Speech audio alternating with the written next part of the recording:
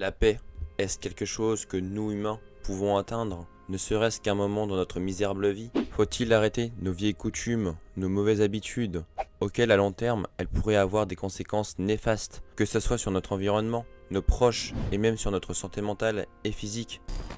Cette vidéo n'est pas là pour vous expliquer de comment être mieux dans sa peau, que ce soit mentalement, physiquement que psychologiquement. Même si vous pouvez noter quelques paroles et prendre conscience de notre environnement qui aujourd'hui est rempli de corruption, tout ça bien évidemment avec un point de vue subjectif, avec une once d'objectivité. Alors si vous êtes motivé à ne serait-ce qu'écouter un jeune adulte vous expliquer plein de thèmes auxquels il faudrait avoir plus de 40 ans d'expérience de vie, mais pas grave, vu que la prise de conscience est déjà là. C'est à vous de voir. Mais sachez que si déjà vous trouvez les temps difficiles en ce moment, en termes d'infos et de positivité dans le monde, ou de joie de vivre, dites-vous que ce n'est que le début. Parce que je vois que beaucoup de personnes font des actions qui leur seront irréversibles plus tard. Et malheureusement, ces mêmes gens le comprennent trop tard, voire jamais. C'est pourquoi on va s'intéresser à tout cela. De voir les erreurs de la société, de sa corruption et de la nouvelle et de l'ancienne génération d'aujourd'hui. Parce que oui, si vous regardez cette vidéo en 2082, c'est sûr que la notion de nouvelle génération ne sera plus du tout la même. Mais bref, on est tout d'abord parti pour découvrir le manque de circonstances auprès de la nouvelle génération d'aujourd'hui.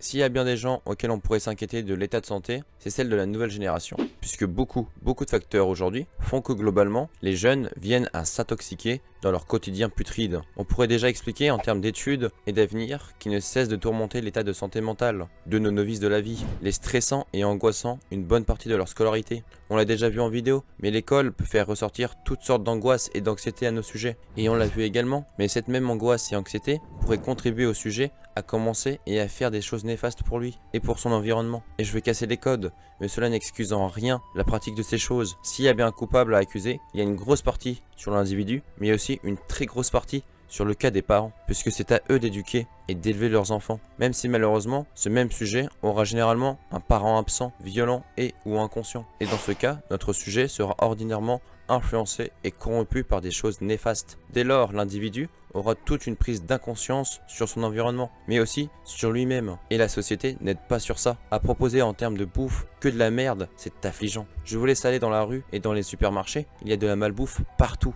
Et ce n'est même pas un hyperbole. Certes, il faut savoir se faire plaisir de temps en temps, mais bon, de temps en temps, c'est pas tous les jours non plus. La nouvelle, tout comme l'ancienne génération, ont tendance trop vite à oublier cette malbouffe présente dans chacun de nos repas, que cette industrialisation et hygiène de vie nous détruit de plus en plus. Même ces choses saines que tu manges n'est en réalité pas si saine que ça. Constitué souvent de produits chimiques, édulcorants, conservateurs et autres merdes que tu ingères tous les jours, et les conséquences à long terme seront vraiment funestes. Et en plus de ça, les jeunes, eux, s'engouffrent encore plus loin dans cette mauvaise hygiène de vie, auquel premièrement, ils se mettent des races en buvant je sais pas combien de litres par semaine, voire par jour.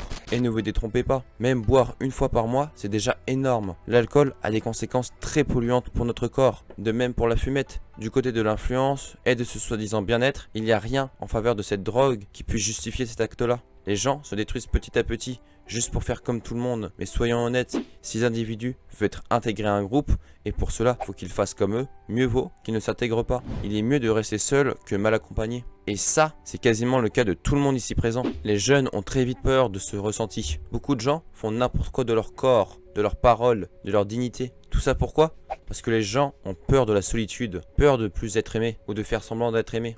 Après attention, je ne dis pas absolument d'être seul, mais de bien choisir son entourage. Et si tu vois que ce n'est pas le cas, qu'ils ont une hygiène de vie désastreuse, une mentalité vermineuse ou une discipline inexistante, et bah oui, là il faut clairement faire un gros nettoyage. Après, faut pas non plus les dégager comme ça, mais disons que tu les fréquentes beaucoup moins. Le vrai combat est contre l'ego lui-même. Je vous conseille d'ailleurs d'aller jeter un petit coup d'œil à cette vidéo qui pourrait davantage vous instruire sur le principe de la solitude et de son efficacité sur l'individu. D'ailleurs, en parlant de Miyamoto Musashi, je vous recommande fortement de lire Vagabond, racontant la vie de ce dernier et de sa profonde solitude et de développer sa philosophie.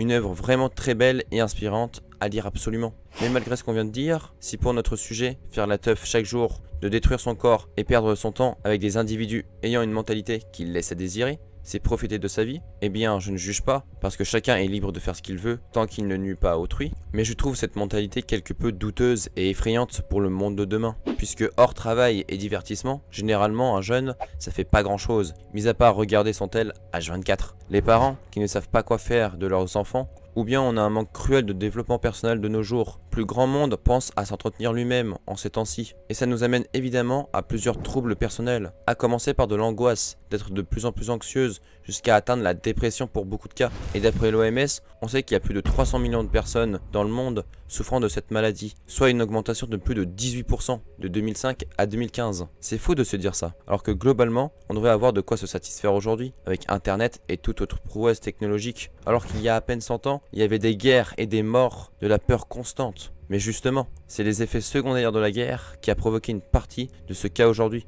Mais par contre, t'as une partie, c'est un autre cas. Les gens se plaignent aujourd'hui d'avoir des enfants handicapés et ou dépressifs. Mais c'est sûr que si toi tu t'occupes pas de ta dev perso, il est alors une évidence que ta progéniture aura des conséquences sur lui. Et c'est un cercle vicieux tout ça. Tu as une hygiène de vie déplorable et des relations sociales qui se tiennent sur deux bouts de ficelle. Et puis finalement, ce sont tes enfants qui en subiront les conséquences. Et puis vice versa. Avec une génération pareille, c'est sûr que le monde ne peut qu'être sans dessus-dessous. Après, c'est sûr, personne n'est parfait. Mais aussi on peut toujours essayer de faire en sorte d'aller mieux physiquement, psychologiquement et mentalement. C'est le principe du développement personnel. Beaucoup de gens ont très vite tendance à oublier ça. Mais ça fait également partie de la vie. Les erreurs nous rendent plus forts. On a tous forcément fait des mauvaises choses dans notre vie. Mais il ne faut pas culpabiliser pour autant. Si tu te bats chaque jour pour être la meilleure version de toi-même, c'est que tu possèdes de la discipline. Et cela te rend plus fort et meilleur chaque jour. Peu importe ce que tu as pu faire par le passé, le plus important, c'est le présent et l'avenir. C'est à toi de le tracer en étant productif chaque jour. Et que tu ne perdes pas ton temps pour des broutilles qui ne servent à rien. Et ne cherchez pas d'excuses à tout va, parce que vous avez un handicap, traumatisme ou maladie. On part tous de zéro. Après, c'est sûr qu'il y en a qui ont plus de facilité que d'autres. Mais le regard sur les autres, on s'en fout.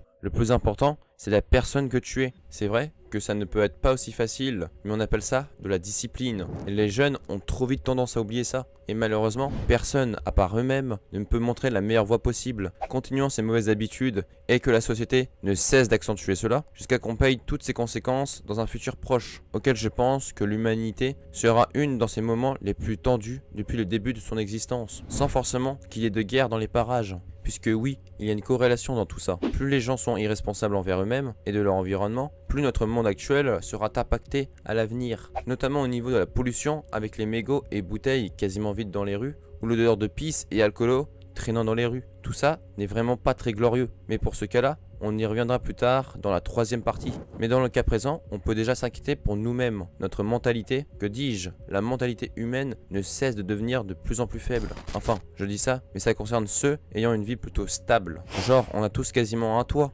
un lit et de la nourriture. Même si c'est difficile avec le travail et tout.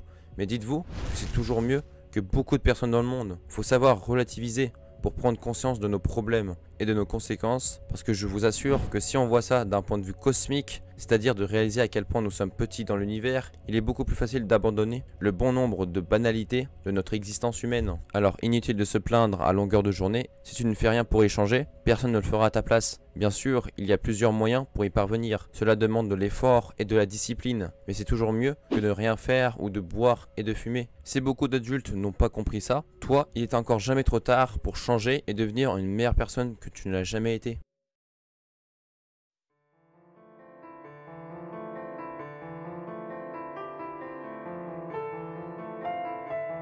Malgré qu'il y ait des cas vraiment quelque peu discutables du côté de la nouvelle génération, de l'autre côté, nous avons aussi des cas à part. Mais pour cela, c'est tout de même assez différent. Déjà du côté hygiène de vie, on a explicitement deux camps. Entre ceux qui restent stables niveau nourriture, gardant même leurs bonnes habitudes de l'ancien temps, et ayant globalement la conscience sur la dangerosité de la malbouffe de ces temps-ci, ayant pour certains des jardins cultivant leur nourriture eux-mêmes, et ou aussi pratiquant de sport régulièrement, parce que j'en vois sur Strava, c'est des dingos. Et d'un autre, nous avons des sujets subissant toute la corruption de la société, sans que ces derniers ne fassent quoi que ce soit pour y remédier. Je pense par exemple pour le cas de la bouffe, qui impacte colossalement nos personnes mûres, atteignant même quasiment la moitié de la population française, avec 47,3% d'adultes en surpoids ou obèses, selon l'institut de sondage Odoxa. Et c'est qu'en France, comprenez que l'hygiène de vie s'est complètement aggravée ces dernières années. Et cela ne compte pas s'arrêter. Beaucoup d'adultes ont perdu cette notion de bien-être de soi. Victimes de la société, mais surtout victimes d'eux-mêmes. menant la nouvelle génération à rude épreuve, en faisant des enfants complètement biaisés par cette malbouffe et corruption, auxquels pour certains n'arrivant plus à s'occuper de leurs enfants, vu qu'ils n'arrivent même pas à s'occuper d'eux-mêmes, et ces derniers auront une éducation complètement influençable, et les conséquences pourraient bien se faire sentir plus tard. Que cela soit au niveau de l'alcool influant leurs pensées, et même les cas de viol ou d'harcèlement et cyberharcèlement. Le manque d'éducation et de discipline pourrait avoir de bien gros nombres de conséquences néfastes autour de cette génération.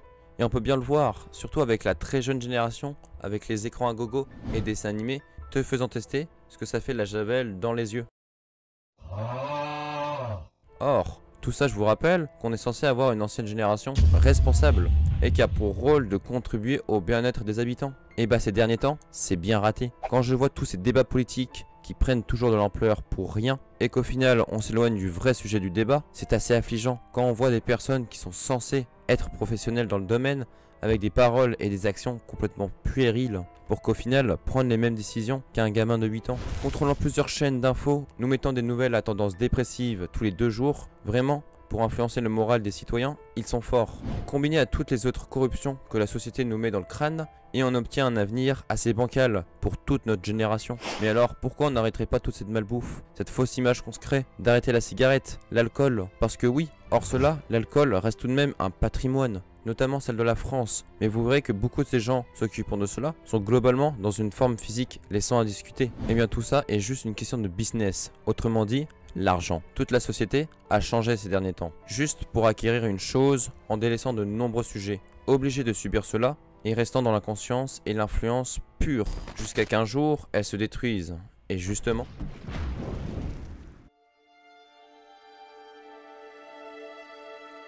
après tout ce qu'on vient de voir, il est évident de s'inquiéter à propos d'un avenir sombre et douteux qui arrive ces prochaines années. Que cela soit de la nouvelle génération, avec ses hygiènes de vie qui pourraient conduire à de nombreuses maladies plus tard, et je vous assure qu'il n'y aura pas qu'un seul de ces cas-là. Il est vrai que l'évolution dans la médecine est l'une des plus grandes prouesses que l'humanité a pu faire, mais aussi, ce sera aussi l'explosion des taux de cancer et autres maladies, avec une charge sociale beaucoup trop importante, et les impôts exploseront à coup sûr. Tandis que du côté des médecins, avec toute la charge de travail incessante, qui on rappelle sera bien pire à l'avenir, amenant forcément à la dépression pour certains. Une sérieuse crise hospitalière fera l'objet dans un futur proche, avec toujours et autant de corruption au sein de la société, accompagnée d'individus aussi tangibles que des robots, ayant une grosse vague de cas de dépression au sein du monde, auquel ce dernier aura ses ressources complètement atrophiées. Les prises de décision auraient été toujours aussi mauvaises et tardives. Ajoutons à ça les catastrophes naturelles causées par l'homme, en vue de son inconscience vis-à-vis de la nature. Et c'est pourquoi j'ai décidé d'appeler cette vidéo ainsi. Un avenir radieux n'est pas dans l'un de nos projets,